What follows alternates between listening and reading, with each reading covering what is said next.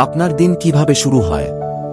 Mobile দিয়ে, উদ্বেগ দিয়ে, নাকি ঈশ্বরের কণ্ঠস্বর দিয়ে?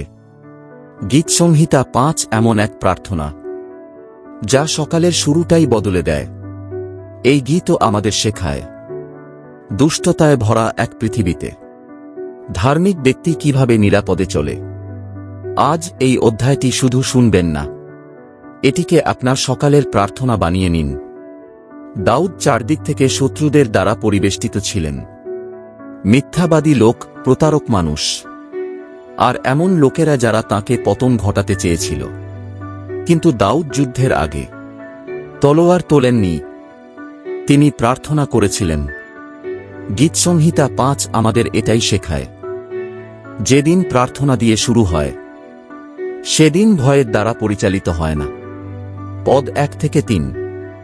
হে সদাপ্রভু, আমার বাক্যে কর্ণপাত কর, আমার দীর্ঘশ্বাসের দিকে দৃষ্টি দাও।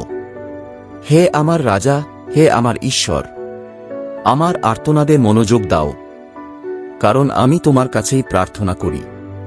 হে সদাপ্রভু, প্রভাতে তুমি আমার কণ্ঠস্বর শুনবে।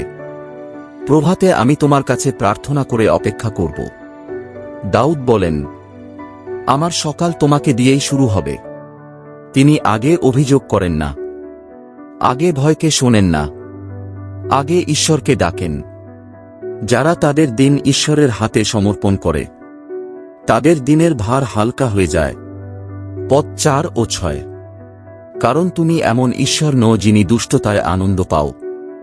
মন্দতা তোমার সঙ্গে থাকতে পারে না, অহংকারীরা তোমার সামনে দাঁড়াতে পারবে না। তুমি সমস্ত অনর্থকারীদের ঘৃণা কর, যারা মিথ্যা বলে তুমি তাদের ধ্বংস করবে। হে সদাপ্রভু, তুমি রক্তপিপাসু ও প্রতারক মানুষকে ঘৃণা কর। এখানে একটি সত্য স্পষ্ট, ঈশ্বর মন্দের সঙ্গে কোনো আপোষ করেন না। আজ পৃথিবী বলে সবই চলে, কিন্তু ঈশ্বর বলেন ধার্মিকতা ও অধার্মিকতা একসঙ্গে চলতে পারে না। এই গীতও আমাদের শেখায় ঈশ্বরের পবিত্রতাই আমাদের নিরাপত্তা। পদ ৭। কিন্তু আমি তোমার অপরিসীম করুণার কারণে তোমার গৃহে প্রবেশ করব।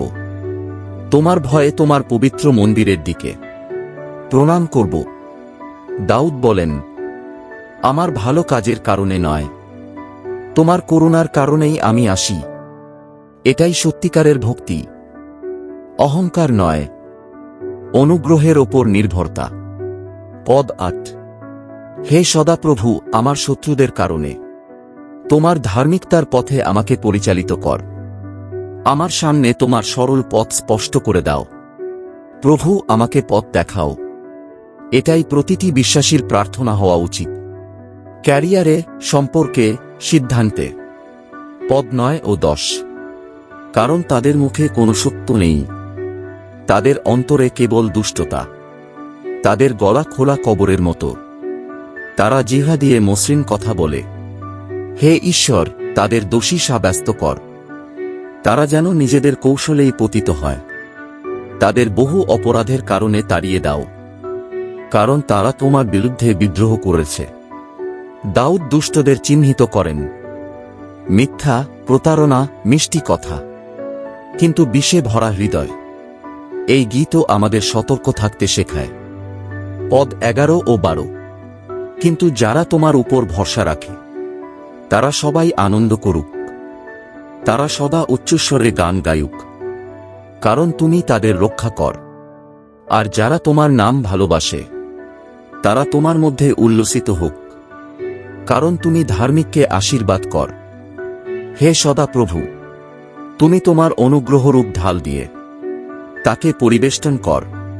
এই গীত আর্তনাদ দিয়ে শুরু হয় আর আনন্দে শেষ হয়, কারণ যে প্রভুর উপর ভরসা করে সে একা চলে না, ঈশ্বর নিজেই তার ঢাল হয়ে যান।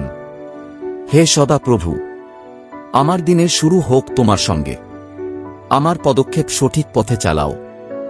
আমার চারদিকে তোমার ঢালও থাকুক, আর আমার জীবন তোমাকে মহিমা দিক। আমিন। আপনি যদি চান আপনার প্রতিটি দিন প্রার্থনা, শান্তি ও নিরাপত্তায় ভরা হোক, তাহলে এই গীতটিকে আপনার সকালের অংশ বানিয়ে নিন।